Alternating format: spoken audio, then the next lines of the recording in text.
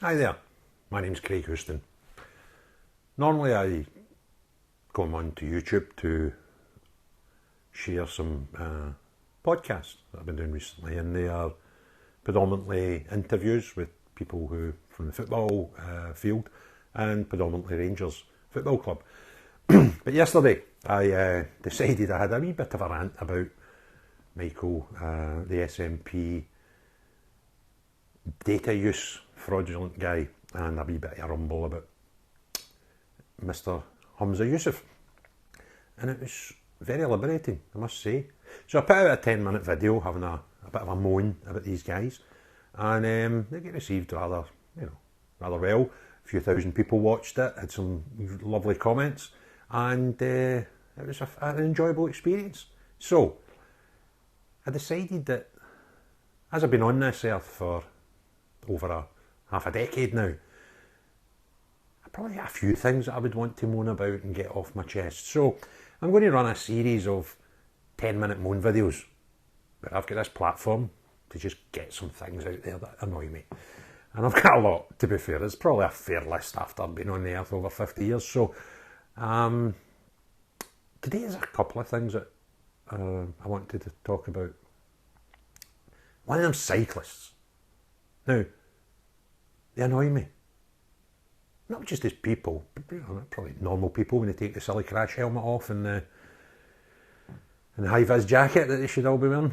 But bicycles, push bikes, to me, are one of two things. They're either a mode of transport or a toy. And as far as being a toy is concerned, I think I had my last one when I was about 12 or 13 years of age, and then get fed up with that toy. As far as mode of transport, on my 17th birthday I managed to procure a provisional driving licence and learnt to drive, and upgraded to a far easier mode of transport called a motor car. So I don't have any need for a push bike in my life right now. I don't need a toy, and I certainly don't need a mode of transport. I've got one outside, it's rather nice, I like it. And I do suppose that there's health benefits to having a bicycle, but I think they're farly outweighed by the streets that people need to drive on. And if you want to keep fit on a bicycle, I think most health clubs have got bicycles that don't go anywhere, don't annoy anyone, keep you just as fit, but drier and safer. But these cyclists, what really annoys me about the cyclist is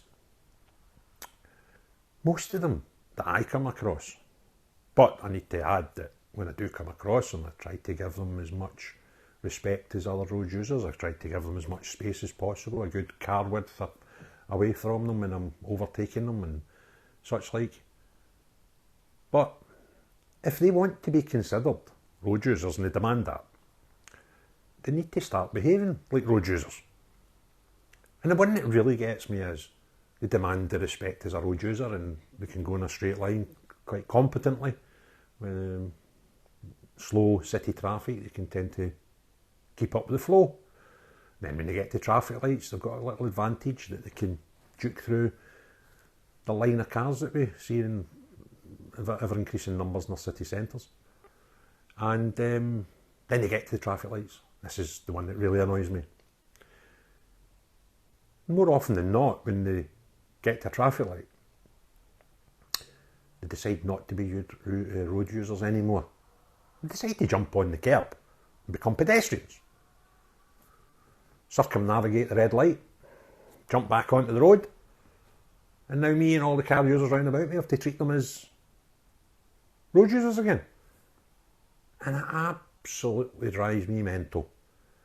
If you want to be a road user, you want to be treated equally like all other road users, and stop being pedestrians when it suits you.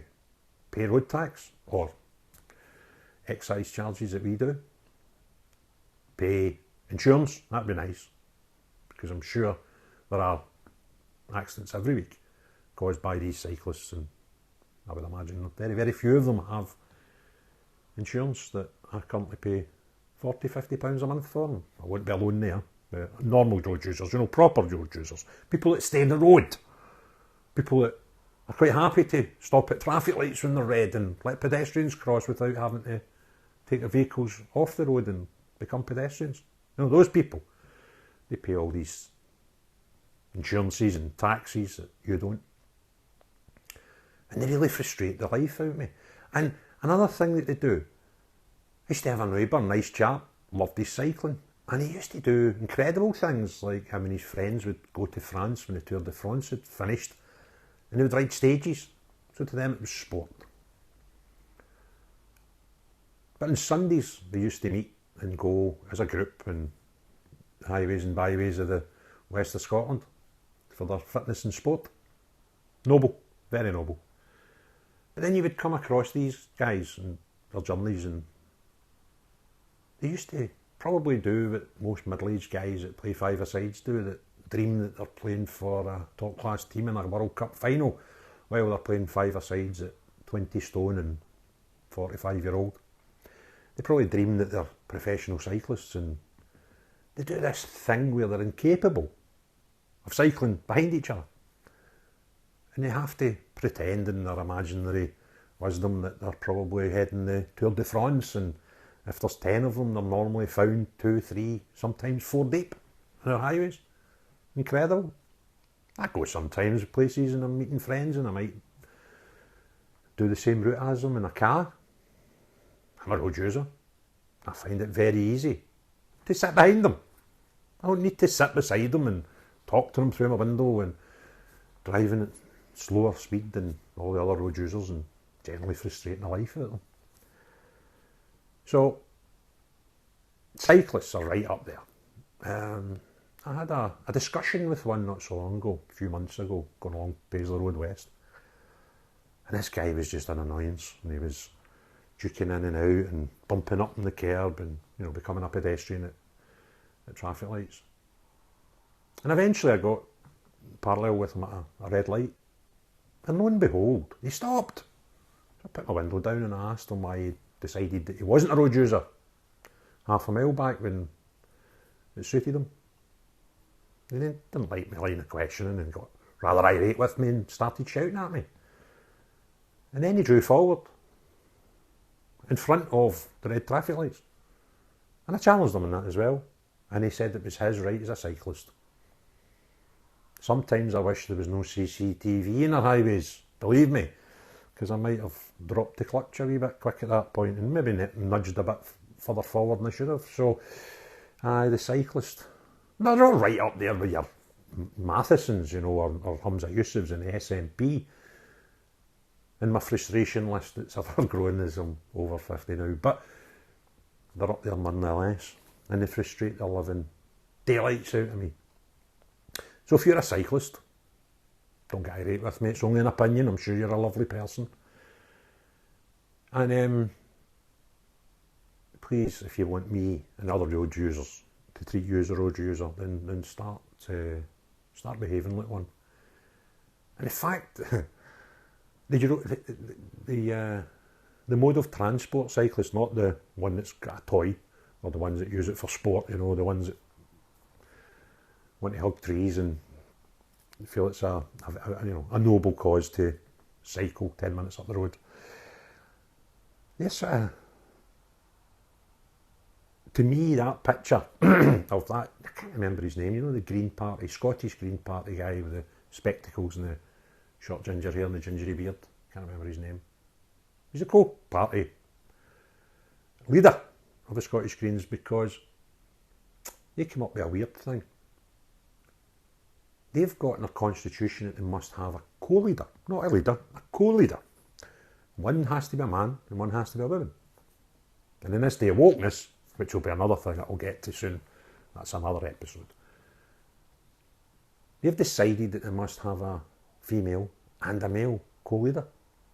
Regardless of, you know, suppose these things were brought about to help women, I would hope.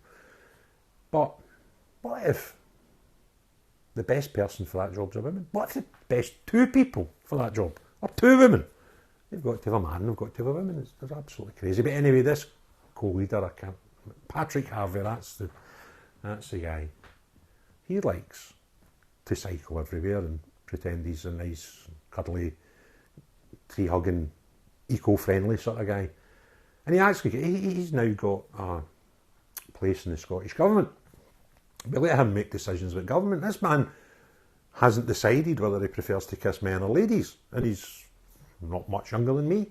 But we let him make decisions in our government, and he's a cyclist, motor transport cyclist, and when I think of cyclists, that's probably who I have in my head. So, do me a favour, don't be a Patrick Harvie. See you again soon.